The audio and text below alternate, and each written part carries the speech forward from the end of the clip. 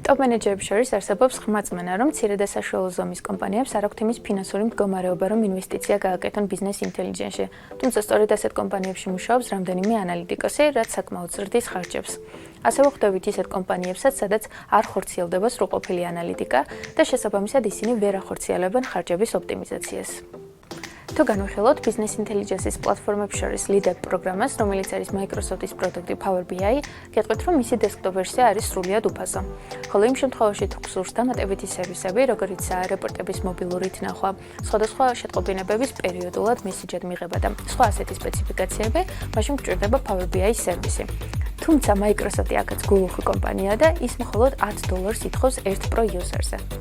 შესაბამისად, კომპანიას უწევს ერთჯერადი ინვესტიცია, რათა გამოცდილმა BI ანალიტიკოსმა მოახდინოს სხვადასხვა წყაროდან მონაცემების ინტეგრაცია, ეფექტური მოდელის აწყობა და მასზე სასურველი ავტომატურად განახლებადი რეპორტების აგება. ამის შემდეგ კი კომპანიისთვის ყოველთვიური ხარჯი არის ძალიან მცირე და ის მხოლოდ მომხმარებელთა რაოდენობაზეა დამოკიდებული.